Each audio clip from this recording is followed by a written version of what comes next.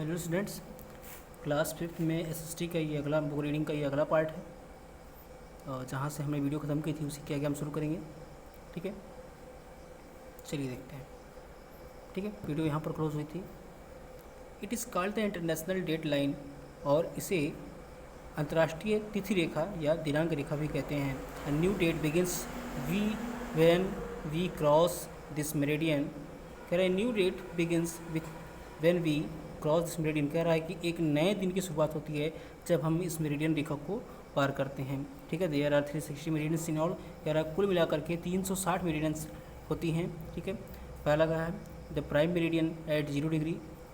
जो मुख्य मेरिडियन रेखा होती है वो किस पर होती है? 0 डिग्री की होती है, 0 डिग्री पर होती है। The international date line at 180 degree, और जो अंतर्राष्ट्रीय दिनांक रेखा होती है वो 180 डिग्री पर होती है। 179 meridians from 1 degree east to 179 degree east in the eastern hemisphere.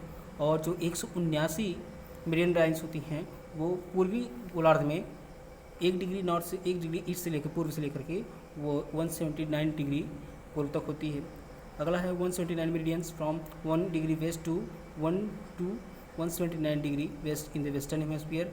और जो 179 मेरिडियन लाइन्स होती हैं वो 1 डिग्री पश्चिम से लेकर के 179 डिग्री पश्चिम तक होती है। इसमें पश्चिमी हेमिस्फीयर यानी वेस्टर्न हेमिस्फीयर।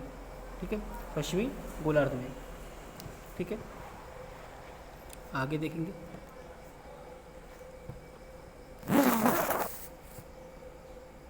अगला है characteristics of meridians of longitudes. अगला क्या है? Characteristics of meridians of longitude. कह रहा है कि विशेषताएं क्या है मेरिडियंस, मतलब मध्यांतर रेखाएं की जो विशेषताएं हैं वो क्या हैं उसके बारे में बता रहा है। All the meridians are of the same length as they meet at the poles. कह रहा है कि सारे मेरिडियन, जितने भी मेरिडियन हैं, जब वो ध्रुव पर मिलते हैं तो उनकी लंबाई क्या होती है? आपस में बराबर होती है। दूसरा कह रहा है meridians opposite to each other may from great circle. कह रहा है मेरिडियन जो होते हैं वो एक दूसरे से हमेशा क्या होते हैं? अपोजिट होते हैं, विपरीत होते हैं। और मे फ्रॉम ग्रेट सर्किल, और उनके लगभग एक वृत्त बनाते हैं। And can divide the earth into 2 equal halves, और ये पृथ्वी को 2 बराबर भागों में बांटते हैं। ठीक है, तीसरा है due to the shape of the earth. कह रहे पृथ्वी की बनावट की वजह से, बनावट के कारण the distance between 2 longitudes is greater at the centre near to equator near the equator. कह रहा है कि पृथ्वी की बनावट की वजह से द डिस्टेंस बिटवीन 2 लॉन्गिट्यूड्स, जो 2 देशांतरों के बीच की दूरी होती है, इज ग्रेटर, वो ज़्यादा होती है at the centre near the equator. कब? जब वे भूमध्य रेखा के पास होती हैं। And it keeps on decreasing as we moves towards the pole, और जैसे जैसे हम ध्रुव की तरफ मुड़ते हैं इनके बीच की दूरी घटती जाती है। ठीक है, तो longitudes to the east of the prime meridian are denoted with the symbol E.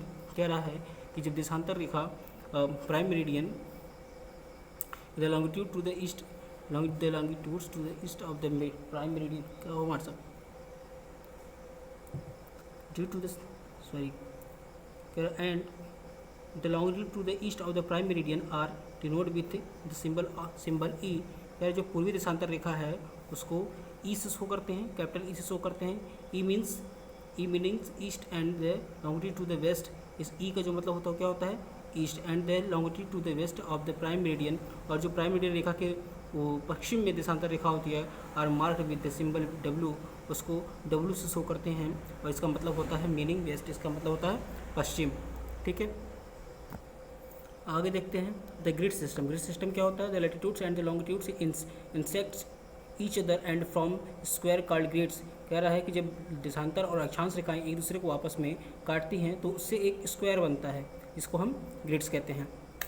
This network of grids is known as the grid system. और इस प्रकार से बने हुए ग्रिडों को, वर्गाकार भाग को क्या बोलते हैं? ग्रिड सिस्टम कहते हैं।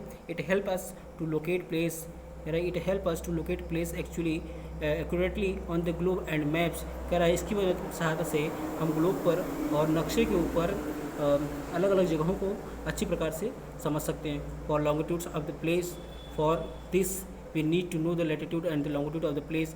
इसको जानने के लिए हमें देशांतर और अक्षांश रेखाओं का सही ज्ञान होना चाहिए।